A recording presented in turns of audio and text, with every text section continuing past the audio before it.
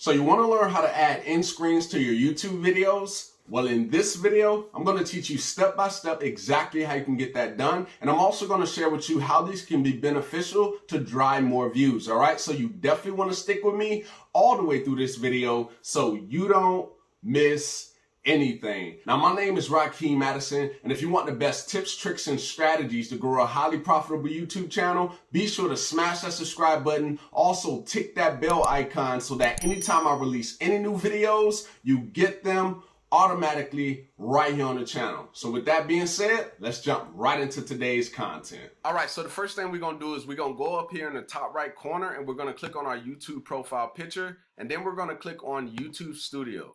Now, when we click on YouTube Studio, it's going to bring us inside the studio, and we're going to notice a couple different tabs on the left. So now we see over here, we got all these different tabs. We're going to click on the content tab. Now, at this point, I want you to go to the YouTube video that you want to add a YouTube end screen to, and I'm going to show you exactly what you need to do next.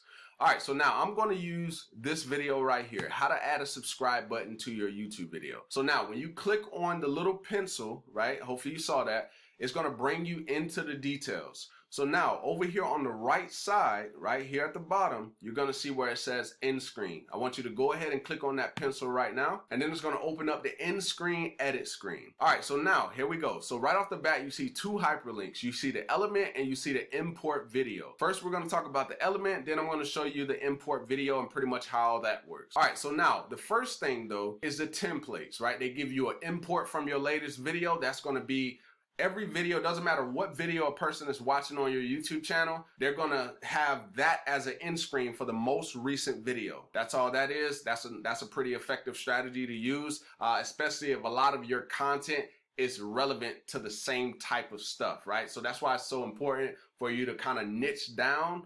And so most of your content is kind of relatable. So that way, not relatable, but it's related. And that way they can just watch something, you know, from your channel with ease versus it being something that's not like really so relevant. So it's like kind of all over the place. All right. So keep that in mind. The next thing is one video and one subscribe. So what they're doing is they're showing you how all the templates will look towards the last 20 seconds of your video, because that's how end screens work, but you can adjust them, and I'll show you exactly how to do that as well. So those are all the templates, just giving you a visual. One of the ones I like to use a lot, which I use on this channel and also on my other channels, is I use the one video, one subscribe. Now, once you click it, you see it automatically puts that in, and we're at the last 20 seconds of my video. It automatically does it. So 621 to 641. Now, what you can do is you can actually edit this how you want it, right? So you see how I have my video.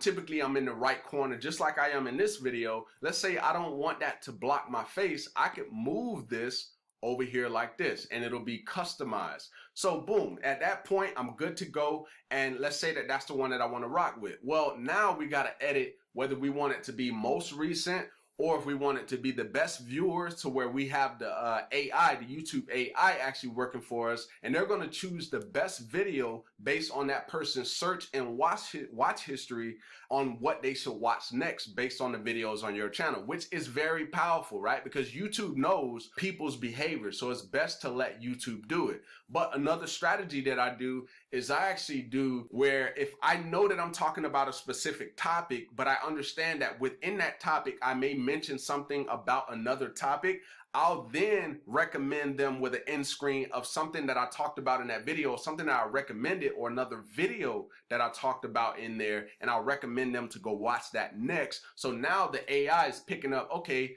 most people, when they watch this video, they also watch this people next. It's kind of like the Amazon effect, right? When you buy something and then, you know, they're like, oh, when people are consistently doing something, they notice the behavior, right? That's why it's really all about the data. They notice that and they're like, okay, let's recommend this video next. And that's where that leads us into the suggested videos, right? That's why this whole looping mechanism is powerful. Okay. All right. So now what I could do is I can click on this right here, and then it's going to turn blue. So now you see these settings right here. It says most recent upload, best for viewer, and then choose specific video. So these are pretty much what I was just breaking down. This is where you let the YouTube algorithm predict the best video that they're going to click on. And then this is where you do the specific video where you can actually choose it. So if I click on that, then it's going to allow me to be in control of what they watch next. So remember, this kind of correlates to suggested videos, because if they keep clicking on that video, you're going to start to see your video being recommended.